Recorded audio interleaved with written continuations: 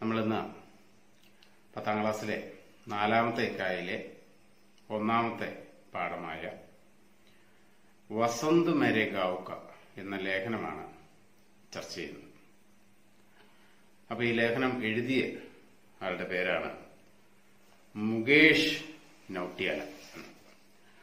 അപ്പൊ അദ്ദേഹത്തെ കുറിച്ച് പാഠഭാഗത്ത് കൊടുത്തിരിക്കുന്ന കാര്യങ്ങൾ എന്തൊക്കെയാണ് എന്ന് നമുക്ക് നോക്കാം.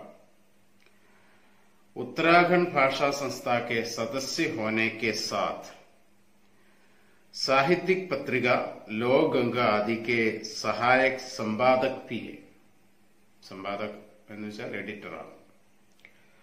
आपकी कहानियों का संकलन चमकता रहेगा സ്വീലി ഗം എന്നുള്ളതാണ് അദ്ദേഹത്തിന്റെ കഥകളുടെ സമാഹാരം. അതുപോലെ തന്നെ ഹിമാലയ കി കഹാനിയാം ആപ്കാ ബാലകഥ സംഗ്രഹ. ഹിമാലയ കി കഹാനി എന്നുള്ളത് ബാലകഥകളുടെ ഒരു സമാഹാരമാണ്. അപ്പൊ ഇത്രയുമാണ് ഇദ്ദേഹത്തെ കുറിച്ച് പാഠഭാഗത്ത് പറയുന്നത്. അപ്പോൾ ഈ ലേഖനത്തില് ഉത്തരാഖണ്ഡിലെ ഹിമാചൽ പ്രദേശങ്ങളിൽ ആഘോഷിക്കുന്ന ഫൂൽദേയി ത്യോഹാറിനെ കുറിച്ചാണ് പരാമർശിച്ചിരിക്കുന്നത്. അപ്പോൾ ഈ ഫൂൽദേയി ത്യോഹാർ എന്നുള്ളത് നമ്മുടെ കേരളത്തിലെ ഓണ ആഘോഷത്തിന് സമാനമായ രീതിയിലുള്ള ഒരു ആഘോഷമാണ്, പൂക്കളുടെ ആഘോഷമാണ്. അപ്പോൾ ആ ആഘോഷങ്ങളിലെ പ്രത്യേകതകളും അതിലെ ചെയ്യുന്ന കാര്യങ്ങളൊക്കെയാണ് ഇതിൽ വിവരിച്ചിരിക്കുന്നത്. അപ്പോൾ നമുക്ക് നേരെ പാഠത്തിലേക്ക് വരാം.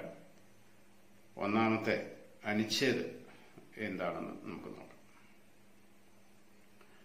मकर संक्रांति के बाद सूरज पंचाचूली के शिखरे से चौगंबा पर्वत की तरफ खिसकना शुरू कर देती है. दादी कहती थी कि जेठ तक सूरज हर सुबह बलिस्थ पर छलांग मारता है. पंचाचूली से चौखंबा तक पहुंचने में सूरज को पूरे 4 महीने का समय लग जाता है. അതായത് മകരസംക്രാന്തിക്ക് ശേഷം സൂര്യൻ പഞ്ചാചൂലിക്ക് ശിഖരോൻസെ, പഞ്ചാചൂലി എന്ന് പറയുന്ന ഹിമാലയത്തിലെ 5 പർവ്വതങ്ങളുടെ ഒരു കൂട്ടം, അതിന്റെ ഉയർന്ന ഭാഗമാണ്.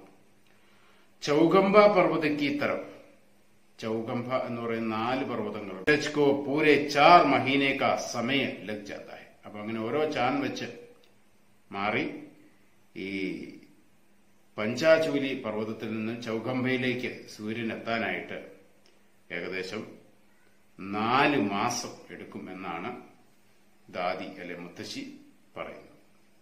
ഈ ദൂസറ അനുച്ഛേദ पंचाचूली की 5 बर्फीली चोटियों और चौखंबा के 4 शिखरों के बीच में जो पहाड़ नजर आ रहा है वह नंदा पर्वत है. അപ്പൊ ഇത് രണ്ടിന്റെയും ഇടയ്ക്ക്, അതായത് പഞ്ചാചൂലിയുടെയും ചൗഗംബ പർവ്വതത്തിന്റെയും ഇടയ്ക്കുള്ള പർവ്വതമാണ്, ഒത്ത നടുക്ക് കാണുന്ന പർവ്വതമാണ് നന്ദ പർവ്വതം എന്ന് പറയുന്നത്. सूरज पंचाचूली से खिसककर जब नंदा पर्वत तक पहुंचता है तो पहाड़ों में प्योली के पीले फूल खिलने लगते हैं.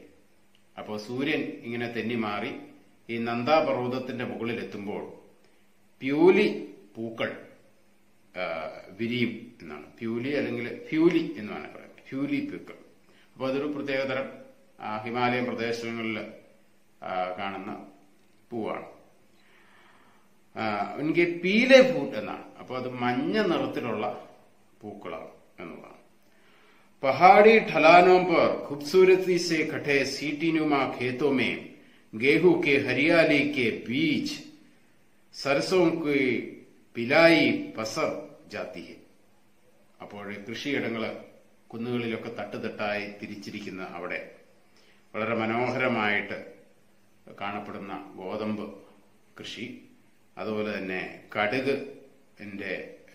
മഞ്ഞ നിറത്തിലുള്ള അല്ലെങ്കിൽ കടുകിന്റെ വിളയുമ്പോഴുള്ള അതിന്റെ ആ സുഗന്ധം ഒക്കെ അവിടെ എല്ലാം പരക്കുകയാണ്.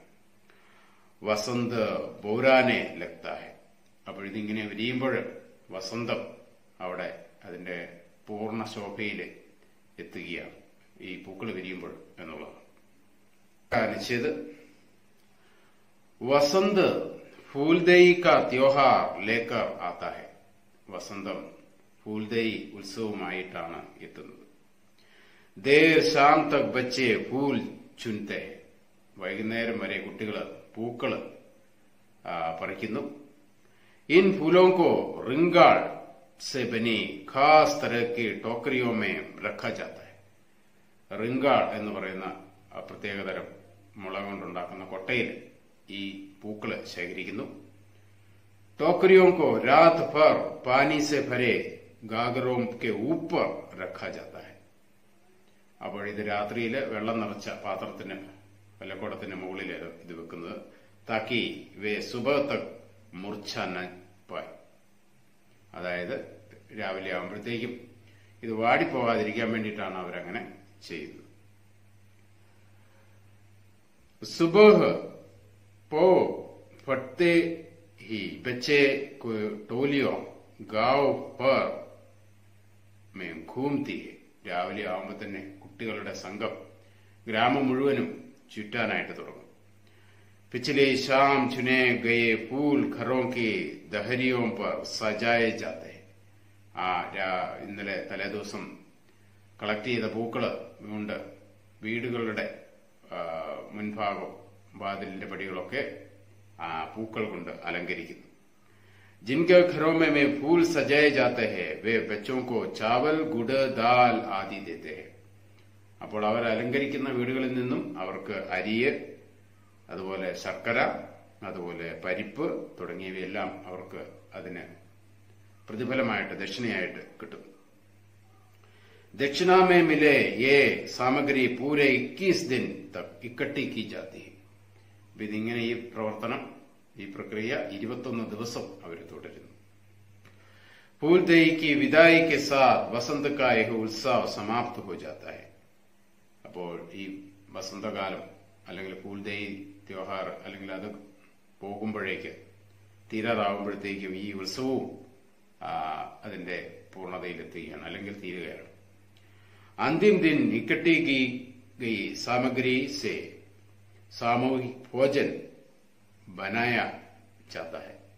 അപ്പോൾ അവസാന ദിവസം കുട്ടികൾ ഈ കിട്ടിയ ദക്ഷിണ കിട്ടിയ സാധനങ്ങൾ ഉപയോഗിച്ച് സമൂഹ സദ്യ, സ്നേഹവിരുന്ന് അവര് തയ്യാറാക്കുകയും എല്ലാം കൂടെ അതിരുന്ന് നമ്മൾ ഓണസദ്യ കഴിക്കുന്ന രീതിയിൽ അവർ കഴിക്കുകയും ചെയ്യും. इस आयोजन में बड़ों की भूमिका केवल सलाह देने तक सीमित है. ഈ പ്രവർത്തനങ്ങളിലെല്ലാം മുതിർന്ന ആളുകളുടെ റോൾ എന്ന് പറയുന്നത് നിർദ്ദേശങ്ങൾ കൊടുക്കുക എന്നുള്ളത് മാത്രമാണ്. എല്ലാ കാര്യങ്ങളും ചെയ്യുന്നത് കുട്ടികൾ തന്നെയാണ്. ബാക്കി സാരേ കാം ബച്ചേ കർത്തേ. എല്ലാ കാര്യങ്ങളും ചെയ്യുന്നത് കുട്ടികൾ തന്നെയാണ്.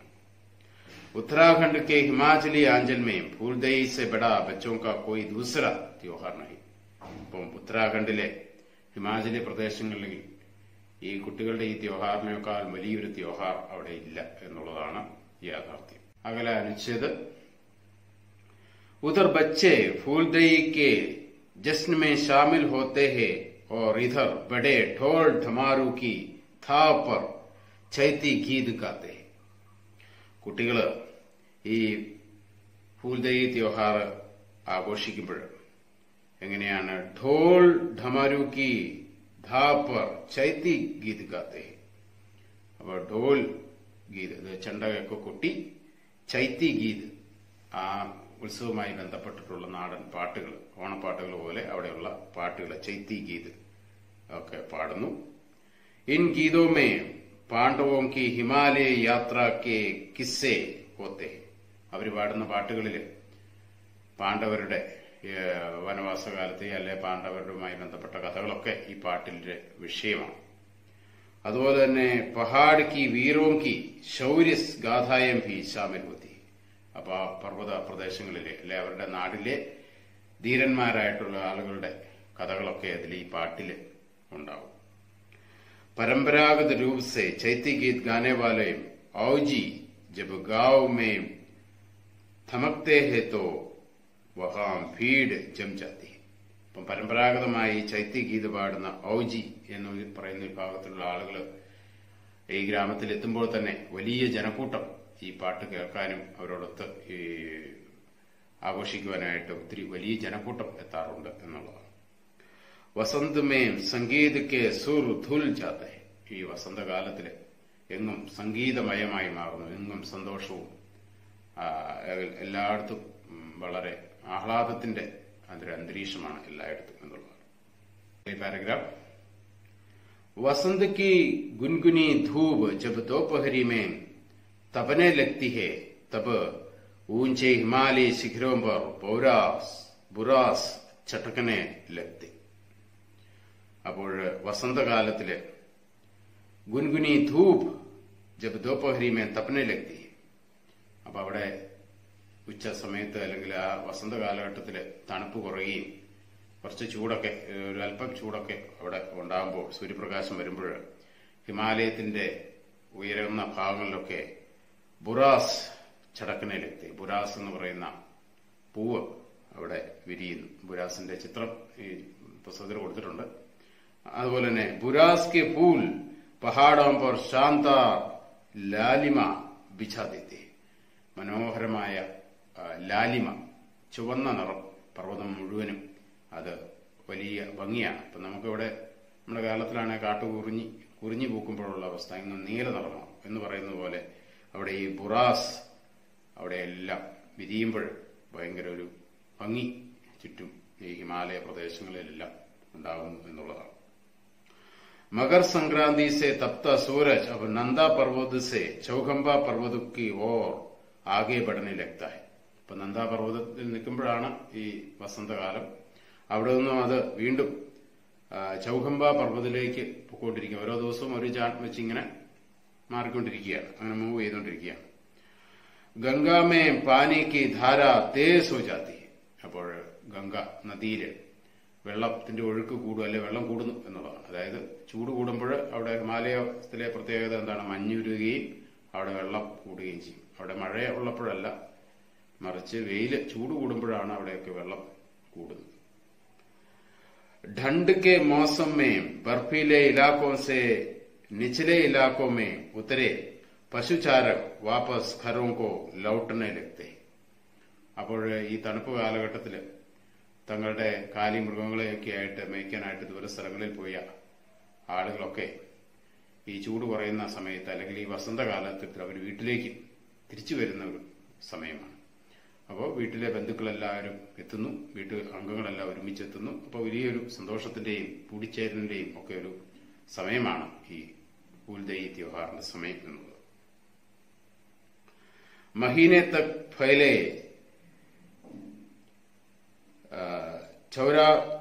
चरगाही घने जंगलों और अनजाने अपने घर लौटने की खुशी उत्सव का माहौल रच देती है. ഇപ്പോൾ വളരെ അറിയപ്പെടാത്ത സ്ഥലങ്ങളിലൂടെയൊക്കെ തങ്ങളുടെ കാലികളുമായിട്ട് പോയി ഇതിനു ശേഷം തിരിച്ചു വരുമ്പോൾ വീട്ടിൽ വലിയൊരു സന്തോഷവുമാണ്. വേ ഗീത് ഗാത്തെ ഹേ നാച്തെ, അപ്പൊ അവരെല്ലാം പാട്ട് പാടുകയും നൃത്തം ചെയ്യുകയും അങ്ങനെ എല്ലാവരും വളരെയധികം ആനന്ദിക്കുന്ന സമയമാണ് ഈ ഫൂൽദേയി ത്യോഹാറിന്റെ സമയം. പശുചാരകോं के साथ उनकी भेड़ बकरियां घोड़े खचरे और कुत्ते भी होते. അപ്പൊ അവര് തിരിച്ചു വരുമ്പോ അവരോടൊപ്പം എന്താണ് അവരുടെ ഭേഡ് ചെമ്മരിയാടുകൾ, ആടുകള്, അതുപോലെ ബക്കരിയ ആടുകള്, അതുപോലെ ഭേഡ് എന്ന് വെച്ചാൽ ചെമ്മരിയാടാണ്, അതുപോലെ തന്നെ ഘോടെ കുതിരകള്, അതുപോലെ ഖച്ചരെ ഗോവർ കഴുതകള്, അപ്പൊ അങ്ങനെയുള്ള അതുപോലെ കുത്തെ പട്ടി, ഇങ്ങനെയുള്ള മൃഗങ്ങളൊക്കെ അവരോടൊപ്പം ഉണ്ടാവും. അതെല്ലാം വീട്ടിലേക്ക് എത്തുകയാണ്. രാസ്തേ മേ ആനെ വാലെ ഗാവോം സെ ഉൻകാ ലേൻ ദേൻ ഭി ഹോത്താ ഹെ. അപ്പൊ അവരിങ്ങനെ വരുമ്പോൾ ഇത് എല്ലാ വർഷവും നടക്കുന്ന കാര്യമാണ്. അപ്പൊ അവരിങ്ങനെ പോരുന്ന വഴിക്ക് ഉള്ള ആളുകളുമായിട്ട്, വഴിയിലുള്ള ആളുകളൊക്കെ ആയിട്ട് ഓരോ പല നാടുകൾ കടന്നായിരിക്കും അവർ വരുന്നത്. അപ്പൊ അവിടെയുള്ള പല നാടുകളിലുള്ള ആളുകളൊക്കെ ആയിട്ട് കൊടുക്കൽ വാങ്ങലുകൾ അവർ നടത്താറുണ്ട് എന്നുള്ളതാണ്. വേ ജാൻവരോं के साथ साथ कीड़ा जड़ी करण और चुरू जैसी दुर्लभ हिमालयी जड़ी व औषधियां भी बेचते हैं.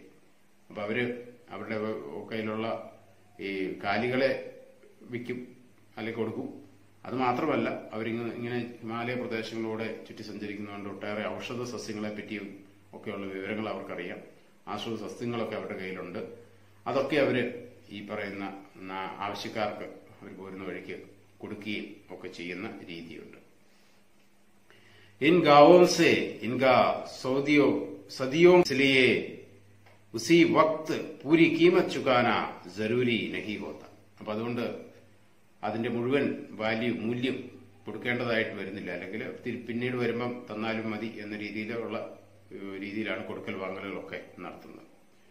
बर्फीले मौसम में निचले इलाकों की ओर जाते वक्त पुरानी वसूली की जाती है. അപ്പോൾ അവർ വീണ്ടും തിരിച്ചു പോകുമ്പോഴാണ് നേരത്തെ കൊടുത്ത കാര്യങ്ങളിലൊക്കെ വില അല്ലെങ്കിൽ അതിന് പകരമായിട്ടുള്ള വസ്തുക്കൾ അവർ സ്വീകരിക്കുക. मजे की बात है कि नकद उधार में के आंकड़े कहीं दर्जा नहीं होते. അപ്പൊ അവർ കൊടുക്കുന്ന കാര്യങ്ങൾ അല്ലെങ്കിൽ വിൽക്കുന്ന കാര്യങ്ങൾ എവിടെയെങ്കിലും പറ്റുബുക്കൽ എഴുതി വെക്കുന്ന രീതി ഒന്നുമില്ല. അപ്പൊ അതിന്റെ കാരണം എന്താണ്? ആപസി വിശ്വാസ് കെ ദം പർ വർഷോं से यह लेन देन चल रहा है. ഈ കൊടുക്കൽ വാങ്ങലുകൾ വർഷങ്ങളായിട്ട് നടക്കുന്നതാണ്. അവരുടെ പരസ്പരമുള്ള വിശ്വാസത്തിന്റെ പുറത്താണ് ഇതെല്ലാം നടക്കുന്നത്. अगले पैराग्राफ. पशुचारकों के जत्थे अब गुजर जाते हैं तब गांव की जड़ में बहती गंगा से सड़कर बनी സർപ്പീലി സടക് पर हलचल बढ़ जाती है. അപ്പൊ ഇവർ ഈ കാലികളുമായിട്ട് പോകുമ്പോൾ ഗംഗാ നദിയുടെ തീരത്തോടുള്ള സർപ്പീല സടക് എന്ന് വെച്ചാൽ വളഞ്ഞ അല്ലെങ്കിൽ വളരെ വളഞ്ഞുള്ള ആ വഴികളിൽ വലിയ ജനക്കൂട്ടം ഉണ്ടാകാറുണ്ട്. बद्रीनाथ, केदारनाथ, गंगोत्री और यमुनोत्री की ओर आने वाले पैदल यात्री धामा के कपाट खुलने से काफी पहले आने लग जाते. അപ്പോ അവിടെയുള്ള തീർത്ഥാടന കേന്ദ്രങ്ങൾ, ഇപ്പൊ നമ്മുടെ കേരളത്തിലാണ് ശബരിമലയിലേക്ക് ആളുകൾ പോകാറുണ്ട് എന്നതുപോലെ അവിടെ കേദാർനാഥ്, ഗംഗോത്രി, യമുനോത്രി തുടങ്ങിയ സ്ഥലങ്ങളിലേക്ക് ഒട്ടേറെ ആളുകൾ ഈ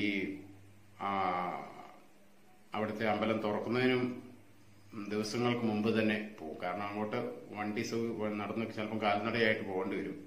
അല്ലെ മഞ്ഞ് വീഴ്ചയുണ്ട്, അപകട സാധ്യതയൊക്കെ ഉണ്ട്. അപ്പൊ അതുകൊണ്ട് ഏറ്റവും മഞ്ഞില്ലാത്ത സമയമൊക്കെ നോക്കി ആളുകൾ വളരെ നേരത്തെ തന്നെ ഈ ഇങ്ങനെയുള്ള സ്ഥലത്തേക്ക് യാത്ര ചെയ്യുന്നതായിട്ട് അല്ലെ അത് ചെയ്യാറുണ്ട് എന്നുള്ളതാണ്. सुदूर दक्षिण में आने वाले महात्मा कई बार हमारे गांव तक आ जाते हैं. അപ്പോൾ വളരെ അകലത്തിൽ നിന്ന് വരുന്ന ആളുകൾ പോലും ഇതിലെ കടന്നു പോകാറുണ്ട് എന്നുള്ളതാണ്. ദക്ഷിണേന്ത്യയിൽ നിന്ന് വരെ വരുന്നവർ.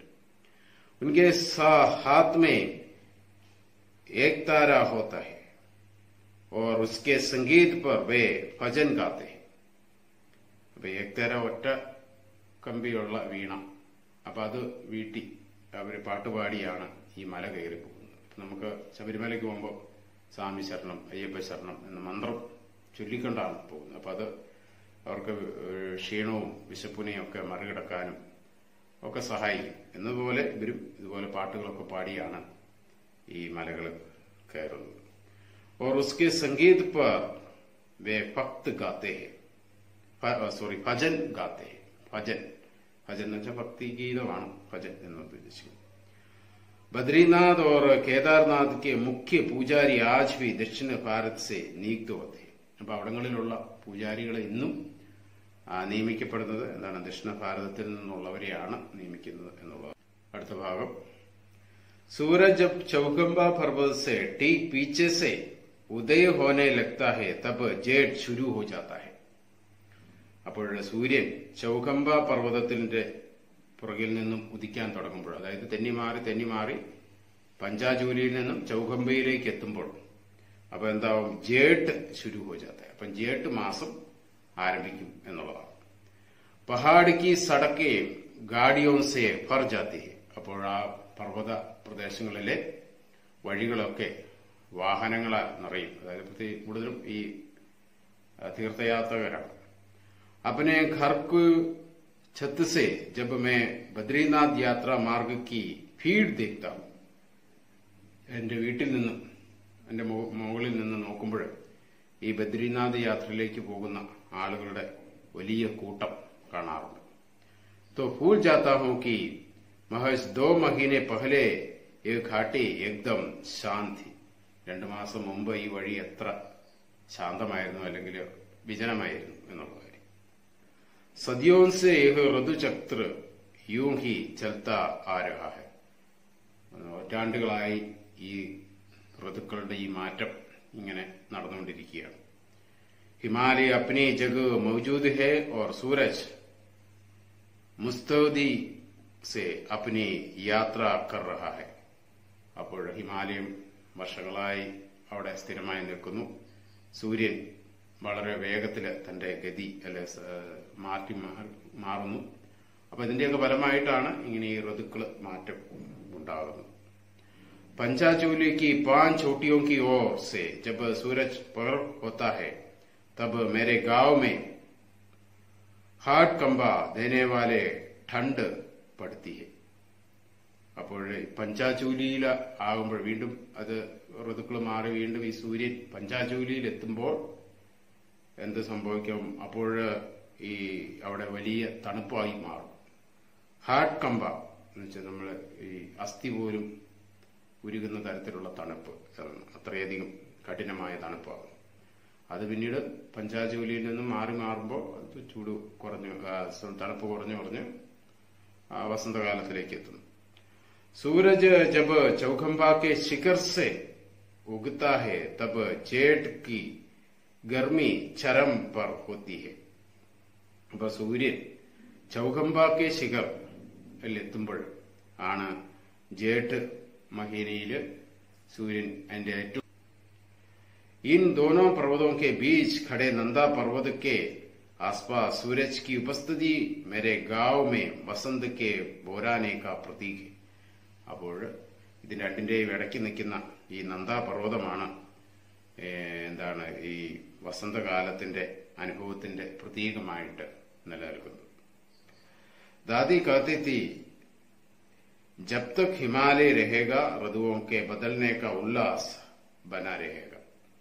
അപ്പം ദാദി മുത്തശ്ശി പറയുന്നത് ഈ ഹിമാലയം ഉള്ളിടത്തോളം കാലം ഈ ഋതുക്കള് മാറുന്നതിന്റെ ആ ഒരു ഉത്സാഹം നിലനിൽക്കും എന്നുള്ളതാണ്. ഈ ഋതുക്കള് ഇങ്ങനെ മാറുന്നത് കൊണ്ടാണ് നമ്മുടെ ജീവിതത്തിന് കൂടുതൽ രസകരവും ആനന്ദകരവും ഒക്കെ മാറും. മഴക്കാലം വരുന്നു, വേനൽക്കാലം വരുന്നു. അപ്പൊ ഇങ്ങനെ മാസങ്ങൾ ഉണ്ട്, ഋതുക്കൾ ഉണ്ട് അല്ലെ. നമുക്കറിയാം വസന്തം, ഗ്രീഷ്മം, വർഷ, ശരത്ത്, ഹേമന്ത്, ശിശിർ. ഇതിങ്ങനെ മാറിക്കൊണ്ടേയിരിക്കും. അപ്പൊ ഇതിങ്ങനെ മാറുന്നതാണ് നമ്മുടെ ജീവിതത്തെ കൂടുതൽ ആനന്ദകരമാക്കി മാറ്റുന്നത്. അപ്പൊ ഇത് ഈ ഹിമാലയം ഉള്ളിടത്തോളം കാലം ഇവിടെ ഇത് ഉണ്ടാവും എന്നാണ് ദാദി പറയുന്നത്. അപ്പോൾ ഇതിന്റെ ഈ ലേഖനത്തിന്റെ വ്യാഖ്യ നിങ്ങൾക്ക് പ്രയോജനപ്രദമായി കാണും എന്ന് കരുതുന്നു. നന്ദി, നമസ്കാരം.